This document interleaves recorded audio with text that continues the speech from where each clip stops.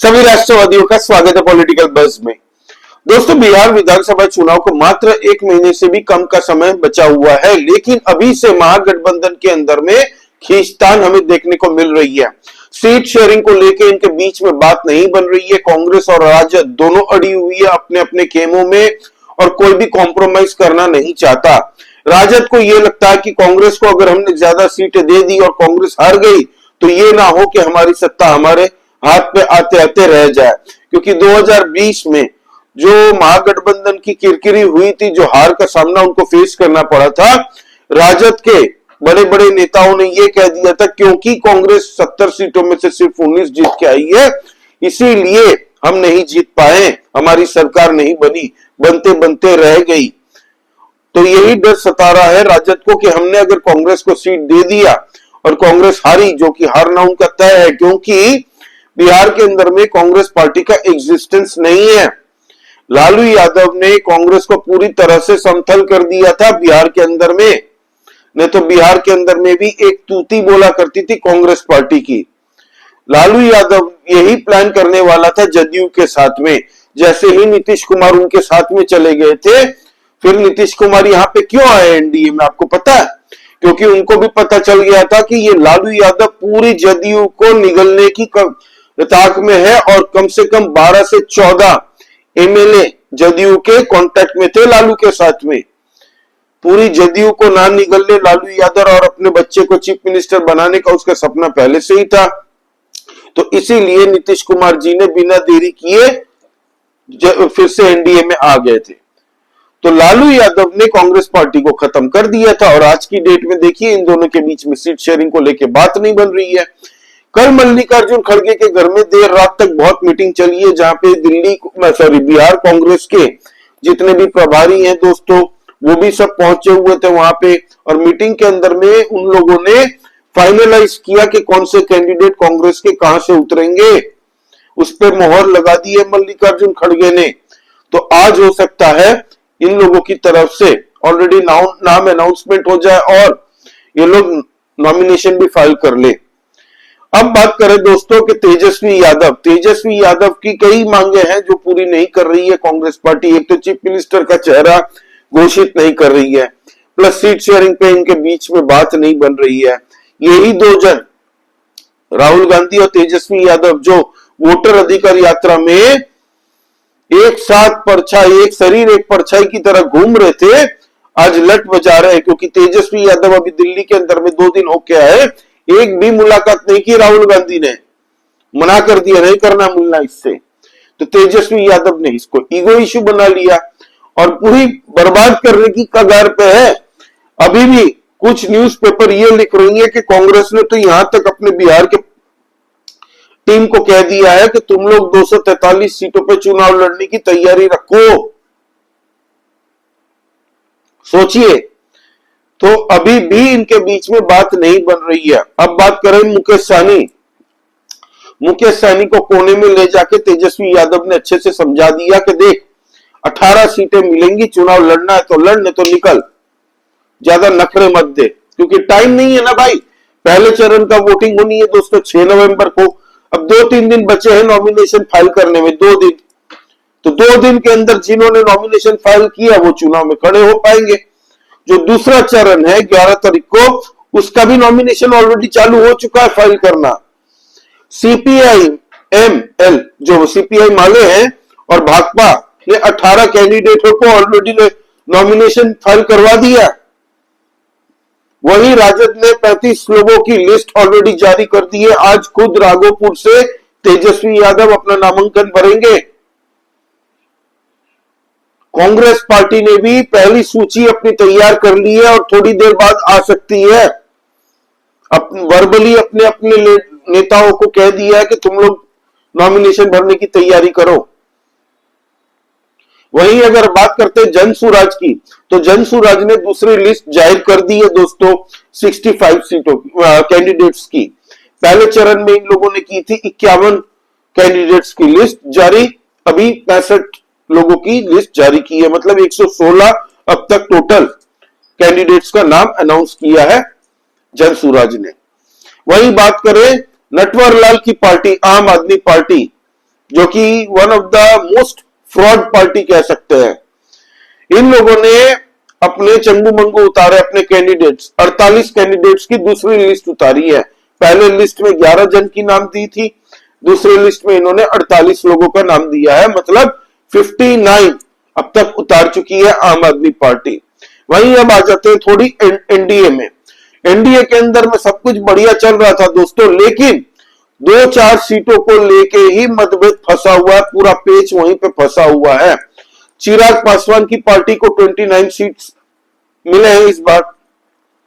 अब उसमें से 27 सीटों पे तो मोहर लग चुकी है, लेकिन 2 सीटों को लेके सबसे ज्यादा प्रॉब्लम हो रही है।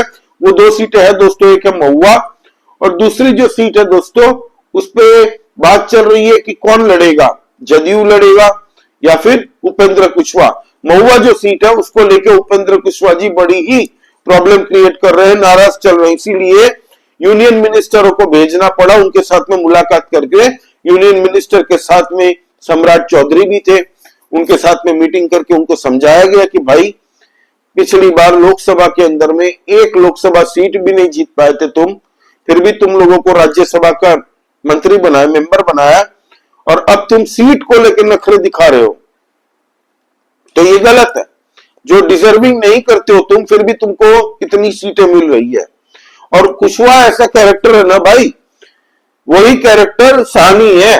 ये 2 पॉलिटिकल छोटी छोटी पार्टियां ये सोचती है कि हम अपना वोट बैंक, अपनी जाति समीकरण बैठा के थोड़े बहुत वोट लेके आएंगे, हम चाहे तो चले जाएंगे महागठबंधन में, हम चाहे तो चले जाएंगे एनडीए में।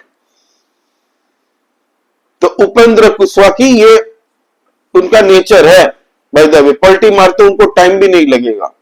लेकिन मीटिंग होने के बाद में उपेंद्र कुशवाहा जी ने कहा कि सब कुछ ठीक नहीं चल रहा है एनडीए में। ये बयान देना कितना जरूरी था, अब उनको समझना चाहिए।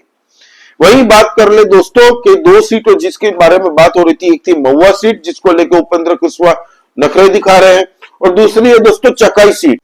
जदयू को एक और अनकंफर्टेबल फील हो रहा है दोस्तों नीतीश कुमार को कि वहां पे बीजेपी और जदयू दोनों 101 सीट पे चुनाव लड़ रहे हैं। जदयू का मानना यह है कि पारंपरिक तौर से हर बार हमें एक सीट ही सही, एक सीट तो बीजेपी से ज्यादा लड़नी है कि वहां पे बड़ा भाई की एक सिंबोलिज्म होती है। लेकिन भाई 101 सीटों पे ही चुनाव लड़ रहा है, यही लड़ना है तुम लोगों को, इसमें बड़ा भाई छोटा भाई कहां से आ गया।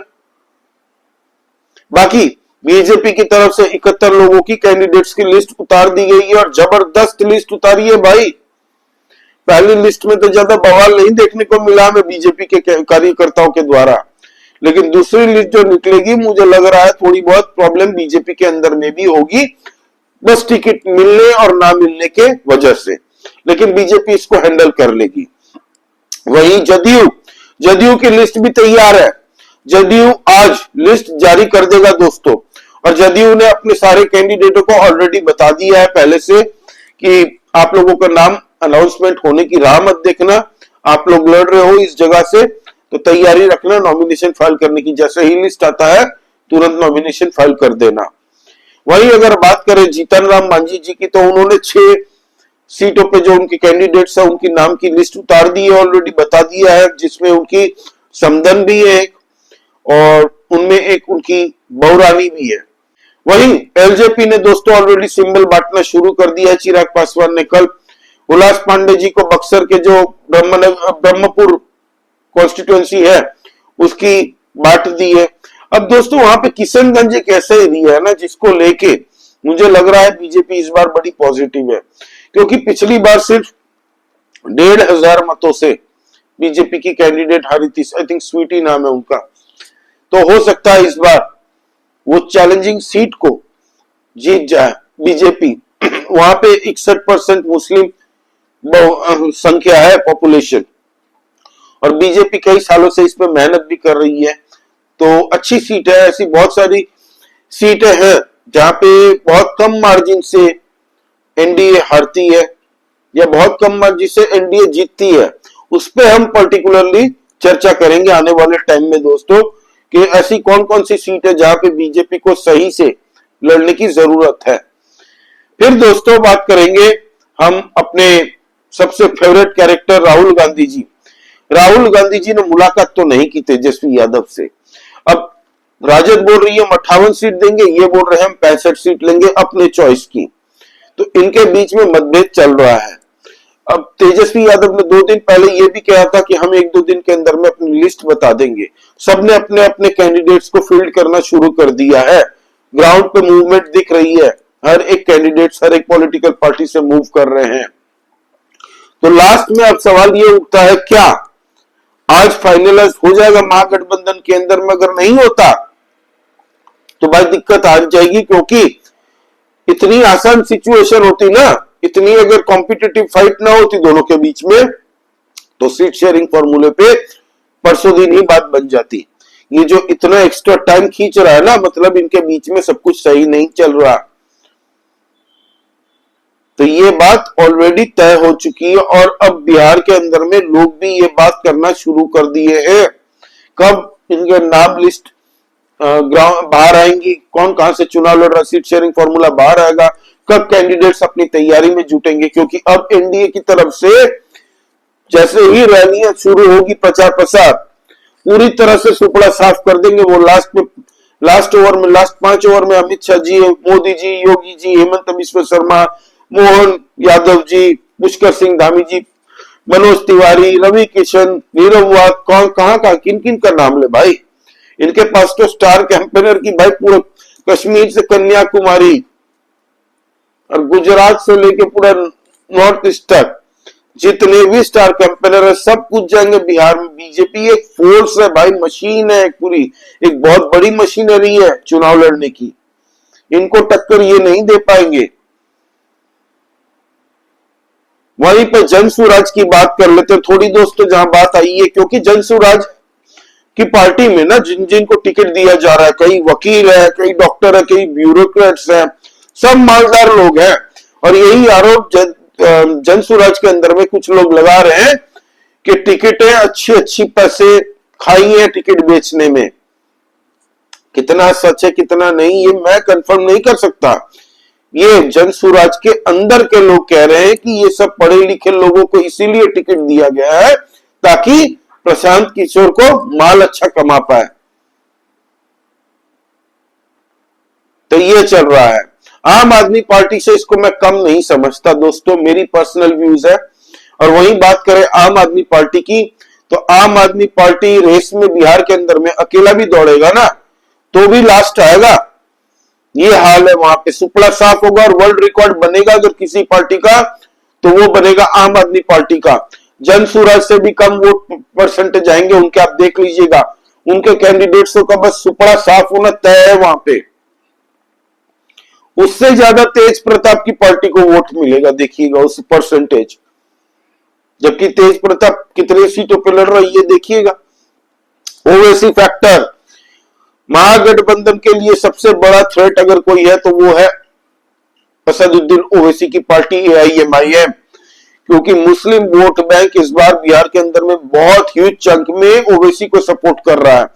उनका साफ कहना है कि भाई राजद और कांग्रेस ने हमेशा ठगाई है हमें, सिर्फ वोट बैंक की जब बात आती है तब ये लोग यहाँ पे मुंह उठा के आ जाते हैं, हमसे वोट मांगते हैं, बड़ी बड़ी बातें करते हैं, हमारे लिए कोई काम नहीं करते। तो मुसलमानों को वो चाहिए जो मुसलमानों के लिए बात करता हो और काम करता हो। असदुद्दीन ओवैसी के 5 कैंडिडेट जीते थे पिछली बार, जिसमें से 4 चले गए राजद में। इसीलिए अब उसने कसम खाई है कि 4 का बदला मैं 40 से लूंगा। तो यही अखड़ेगा राजद और कांग्रेस को, आप देखिएगा। तो ये चल रहा है दोस्तों अब तक बिहार के अंदर में, ये लेटेस्ट आपको बता रहा हूं। अब आने वाली डेवलपमेंट शाम को या रात को या कल आती है तो उस पर भी हम वीडियो बना के आपको पूरी बात बताएंगे कि क्या चल रहा है इस वक्त। एनडीए बहुत बहुत बहुत आगे है अभी महागठबंधन के कंपेयर में, हर एक पॉइंट पे। चुनाव प्रचार प्रसार शुरू भी नहीं हुआ लेकिन अभी से एनडीए बहुत आगे दिख रही है दोस्तों, ग्राउंड में भी। आप प्लीज कमेंट करके बताइए आपको क्या लगता है इस बारे में, कौन सी पार्टी का आपको लग रहा है इस बार चांसेस अच्छे हैं। लाइक कीजिए इस वीडियो को and please subscribe to this channel. जय श्री राम सभी सनातनी और राष्ट्रवादी भाइयों को जय हिंद, वंदे मातरम।